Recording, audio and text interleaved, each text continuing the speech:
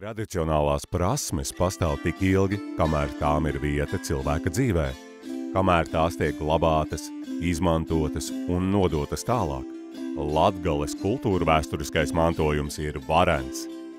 Latgale ir bagāta ar viediem ļaudīm, kuri rūpīgi sargā sentāvu prasmes un pielietotās mūsdienās, radot vērtības, kas sevī nes gan kultūras mantojumu, gan jaunas iespējas. Adīšana ar pērlītēm apvieno tradicionālo prasmi ar mūsdienīgu aksesuāru dizainu, radot skaistus un izsmalcinātus darbus.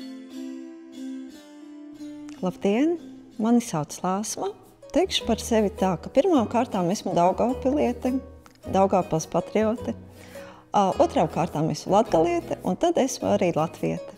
Mans mūžs ir saistīts ar rokdarbiem. Es arī nāku no rokdarbu dzimtes. Tā var teikt, jo mana vecmama bija šuvēja, pie kuras nāca no tālām un tuvām malām. Un ar saviem rokdarbiem es esmu atradusi arī mūža mīlestību. Tā bija mīlestība no pirmā acu skatiena, kad staigājot vienā gada tirgū, es ieraugu vīrieti, kurš stāv gluži kā ar lejarkasti, bet tur ir kaut kas nesaprotams, kaut kas tik ārkārtīgi skaists un saulīte virsū visu ļo. Un tie ir radījumi ar pērlītēm.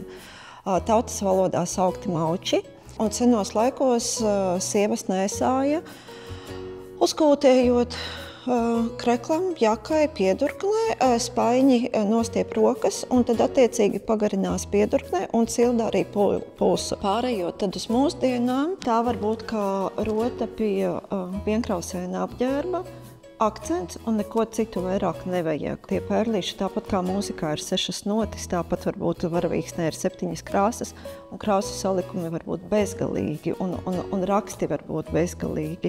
Kā iedvesmas avotu es izmantoju mūsu Latvijas kanonu, latviešu cimdu grāmatas.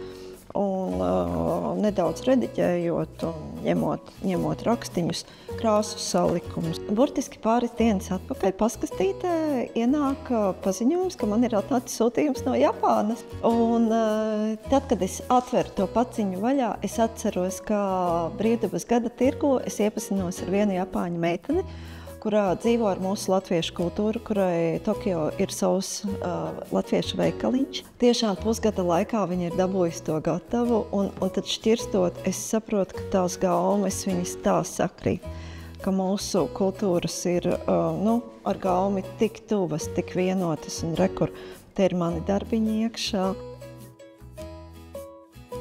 Un tas, ko es šodien parādīšu, es parādīšu, kā ļoti vienkāršā veidā var pats sev uzadīt arī šos maučus, jo no prasmēm, senajām prasmēm, kas te ir nepieciešama, te ir vajadzīga vienkār adīšanas prasme. Lai to darītu, mums būs nepieciešama smalka vilnes dzītiņa.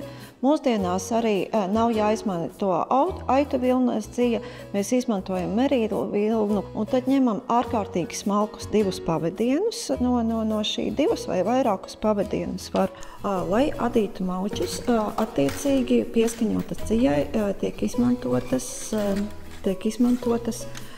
ļoti smalkas adāmadatiņas, numuriņš sākot no 1, 1,25, 1,5 varētu būt rekur. Tad, kad ir sagatavota dziju krāsa, izvēlas noteikti rakstu.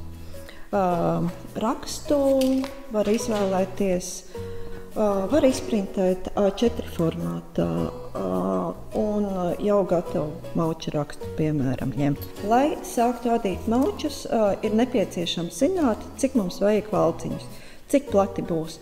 Var sākt adīt pat šaurākajiem, kur ņemsim no kādiem 26 valciņiem līdz pat 50 un vairāk valciņiem, tad tie būs gari un īpaši skaisti mauči. Tādā veidā uz rūtiņu lapiņas uzzīmē vēlamo rakstu, saskaita nepieciešamo rūtiņu skaitu un uzzīmē arī to pērlīšu rakstu, piemēram, kāds viņš ir nepieciešams. Maliņā var saskaitīt arī, kā ir vajadzīgas, cik pērlītes kurā rindiņā, un tad var izrēķināt, ka vienam laucim ir vajadzīgs, varētu būt pat 1000 un vairāk pērlītes. Un tas viss tiek savērts garā pavadienā.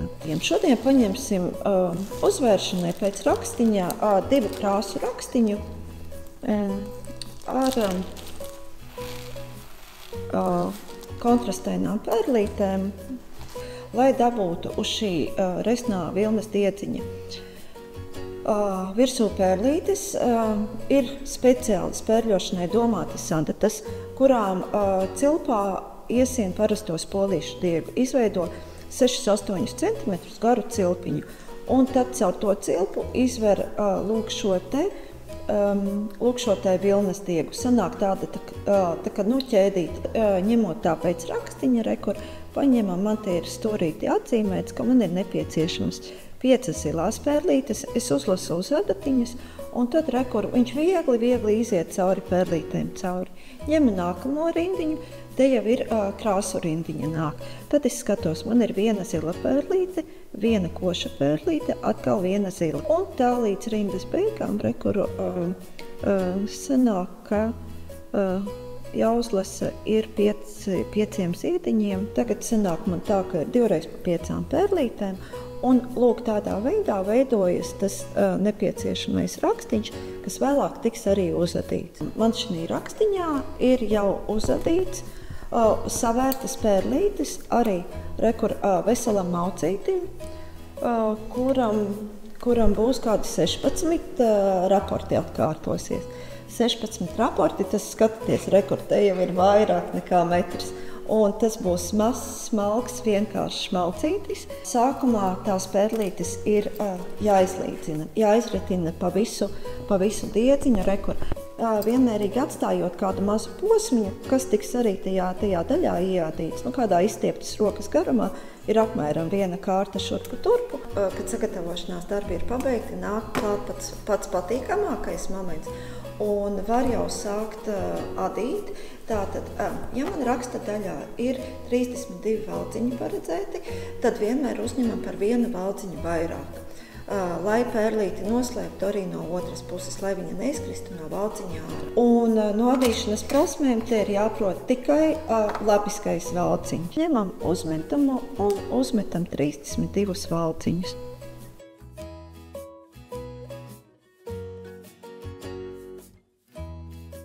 Maučus ada nevis kā dūrainītu uz 4 adatām, bet maucīti izada tādā strēmelītēm. Sanāk tā, ka te ir tie 32 valciņi, 33, un viņi jau ir izadīti lūk tādā veidā, un beigās sašūsies kopā, un tad izveidosies tā aprocīta. Pirmo valciņu nociļam, bet pirmajā rindā pirmo valciņu izadam labiski. Labiski tiek adīti visi valciņi. Gan turpējošajā kārtā, gan atpakaļējošajā kārtā. Un tagad skatās tā, ka man ir sanūrēti tie diedziņi, valciņu skaits, un pirmais valciņš jau skaitās kā malējais valciņš, un man ir 6. valciņš kopā ar pērlīti. Tad sanāk, ka parasti pērlīti ieda pirms tā, kopā ar 6. valciņu. Tur, kur ir 6. valciņš, tur būs arī pērlīti. Tātad 1, 2, ar nadziņu paņemam 1 pērlīti un kopā ar 6. valciņu viņu arī izadam pērlīti, tā kā paliek adījuma kreisajā pusē. Un tā nodam līdz rindas galam.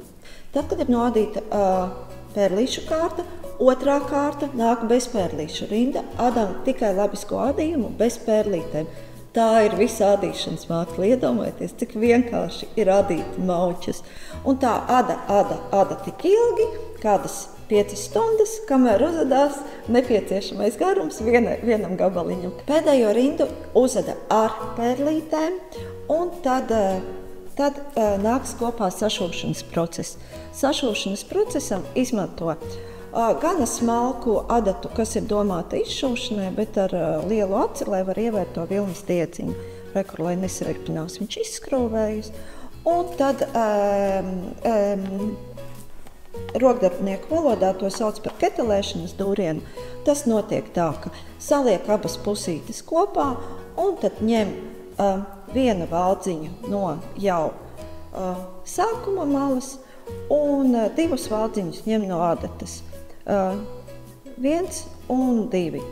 Un tad atkal ņem 1 valdziņu no augšējās malas rekursošai, un tad no apakšējās adatas 1 valdziņu, kurš jau ir aizņemts, un nākamo brīvo. Un tā līdz rindas galam sašai kopā un šūma vietu pat neredz.